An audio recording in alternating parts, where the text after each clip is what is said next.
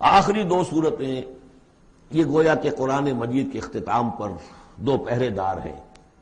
یہ دو صورتیں ہیں کہ جو اصل میں مدنی صورتیں ہیں، نازل ہوئی ہیں مدینہ منورہ میں، اور ان کا زمان نزول کے اعتبار سے شان نزول بھی ہے کہ ان کا حضور پر ایک مرتبہ جادو کیا گیا تھا، تو اس جادو کے اثرات کو زائل کرنے کے لیے یہ آیات پھر اتری ہیں، اور حضور نے پھر جب ان کی بات بار بار تلاوت کی ہے تو وہ جادو کے اثرات، ایک یہودی نے کیا تھا جادو آپ پر، جس سے آپ کو چیزیں بھول جاتے تھے، کافی آپ کو دیر کو تکلیف رہی ہے۔ صحیح بخاری کے اندر یہ روایت موجود ہے۔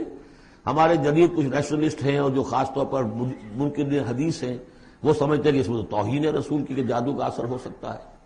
رسول بھی اس اعتبار سے بشر ہوتے تھے، تلوار کا اگر کاری زخم پڑا ہے تو خون نکلا ہے، اور خون نکل گیا ہے تو زوفتاری ہوا ہے، زوفتاری ہوا تو بے ہوشی بھی ہوئی ہے۔ یعنی یہ جسم جو ہے ان کا، اس کے اعتبار سے جو بھی بخار آپ کو چڑھا ہے، بخار میں تکلیف ہوئی ہے، عالم نزع میں نہایت شدید تکلیف ہوئی ہے، تو اس حوالے سے یہ نہ سمجھیے کہ وہ بشریت کے جو لوازم ہے وہ ختم ہو جاتے ہیں، لیکن اللہ تعالیٰ کی طرف سے انہیں ایک مقام ملا ہے، ایک عصمت ملی ہے، ایک بزرگی ہے، وہ اپنی جگہ پر ہے۔ تو جادو کا وہ واقعہ بالکل صحیح ہے جو ہوا ہے، لیکن اس کے لیے اب یہ دو صورتیں ہیں، اور یہاں خاص طور پر نوٹ کر لیجئے کہ یہ معوذتین، یہ ایک صورت بھی ہو سکتی تھی، لیکن قرآن حکیم میں جو عام مزاج ہے کہ صورتیں جوڑوں جوڑوں کی شکل میں ہے، تو دو حصوں میں تقسیم کر دیا۔ اور اس کی تقسیم کیا ہے؟ ایک وہ چیزیں ہیں جو انسان پر باہر سے حملہ آور ہوتی ہیں، اور ایک چیز وہ ہے جو انسان کے اپنے اندر سے حملہ آور ہوتی ہے۔ ان دونوں کو دو علیحدہ چیزوں میں رکھ کر اور سکھایا گیا ہمیں کہ تم ہمیشہ اللہ کی پناہ طلب کرتے رہا کرو ان چیزوں کے اثرات سے، ان چیزوں کے اثرات بد سے اپنے آپ کو بچانے کے لیے۔ بسم اللہ الرحمن الرحیم، قل اعوذ برب الفلق، کہو کہ میں پناہ میں آ گیا صبح کے رب کی۔ فلق، فلق ویسے تو یہ لفظ ہم پڑھ چکے ہیں سورہ انعام میں، فالق الاصباح، رات کی تاریکی کا پردہ پھٹتا ہے اور سپیدہ سحر نمودار ہوتا ہے، یا گٹھلی فالق الحب والنوائے، تو وہ جو گٹھلی ہوتی ہے وہ بھی پھٹتی ہے تو اس میں سے دو پتیاں نکلتی ہیں تو درخت بنتا ہے۔ اس اعتبار سے فلق سے مراد یہاں صرف صبح نہیں ہے، بلکہ جو اگلی صورت میں آ رہا ما خلق، جو بھی کچھ اس کائنات میں اس نے پیدا کیا ہے در حقیقت وہ عدم کا پردہ چاک کر کے اس کو وجود بخشا ہے۔ عدم سے، عدم محض سے، کریشن ایکس نہیلو، بغیر کسی شے کے کسی شے کو بنانا۔ تو قل اعوذ برب الفلق من شر ما خلق، میں پناہ میں آتا ہوں اس کی تمام مخلوقات کی پناہ سے۔ اب آپ غور کیجئے، مخلوق ظاہر بات ہے خالق کی طرح کامل تو نہیں ہو سکتی، مخلوق کے اندر کوئی نہ کوئی پہلو جو ہے وہ کمی کا، تقصیر کا، نقص کا رہ جائے گا۔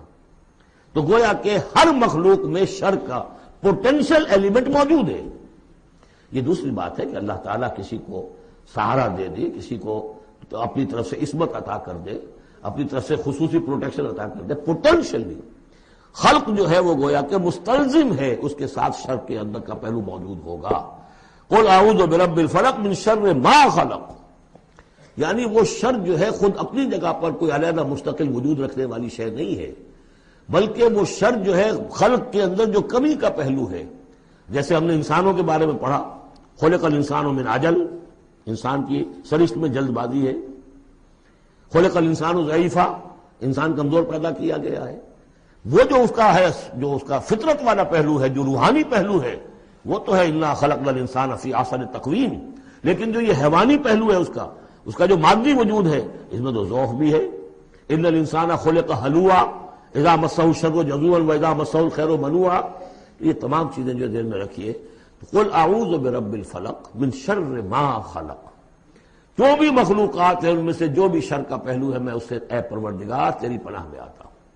ومن شر غاسق اذا وقب، خاص طور پر یہ رات کو ڈھانپ لینے والی جو ہے رات، اندھیرا، یہ ظاہر بات ہے اسی پھر رات کے پردے میں چوری بھی ہے، ڈاکہ بھی ہے، اسی میں پھر غول بیابانی جو ہیں، شیاطین جن ہیں، ان کا بھی جو حرکتیں ہوتی ہیں، پھر یہ ساری چیزیں جو ہے اسی کے سلسلے من شر غاسق اذا وقب، سانپ بچھو وغیرہ بھی اسی وقت نکلتے ہیں۔ ومن شر النفاثات فی العقد، اور جو عورتیں گانٹھیں باندھ کر پھونکے مارتی ہیں، یہ جو بھی ٹونے ٹوٹکے ہوتے ہیں اور اس کی وجہ سے لوگوں کو نقصان پہنچایا جاتا ہے، گویا کہ یہ بھی اس کے اندر بھی کوئی حقیقت ہے، یہ سفلی عملیات بھی ہیں، ان کے بھی اثرات ہیں۔ جیسے کہ ہم جانتے ہیں کہ جادو جو ہے حق ہے، برحق ہے، اگرچہ کفر ہے۔ شراب کی تاثیر ہے لیکن حرام ہے۔ کچھ نہ کچھ حقیقت ان لکیروں میں بھی ہے، لیکن ہمیں روک دیا گیا کہ ان کے چکر میں مت پڑو۔ یہ جو منجمی ہے، نجوم کی حرکت، اس میں بھی کچھ نہ کچھ حقیقت ہے لیکن روک دیا گیا۔ تو کسی چیز کا ہونا بالفعل یہ اور شے ہے، لیکن اس کا جائز ہونا یہ اور شے ہے۔ تو بالفعل یہ عملیات ہیں جیسے اچھے اعمال ہیں، اور ان کو جو ہے کوئی اچھے اوراد ہیں، اچھے وظائف ہیں، تو ان کے کچھ اثرات جو ہیں اچھے ہو سکتے ہیں۔ اسی طریقے سے اس قسم کی چیزوں میں جادو کے جو کلمات ہوتے ہیں ان کی بھی تاثیر ہے۔ اور وہ جو عورتیں جو ہے وہ جادو کرتے ہوئے، جس کو ہم کہتے ہیں کہ وہ تعویذ گنڈا وغیرہ جو ہوتا ہے، پھر وہ اس میں پھونکے مارتی ہیں، تو اللہ تعالیٰ سے میں ان کے شر سے بھی پناہ چاہتا ہوں۔ وَمِن شَرِّ حَاسِدٍ إِذَا حَسَدَ، اور حسد کرنے والے کے شر سے بھی میں اللہ کی پناہ طلب کرتا ہوں، جبکہ وہ حسد اپنا استعمال کرے۔ اگر حسد ہے دل کے اندر ہے تو بات اور ہے، حسد کو بروئے کار لائے وہ، اور وہ انسان کے درپے ہو جائے اس حسد کی وجہ سے اس سے کوئی نقصان پہنچانے کو۔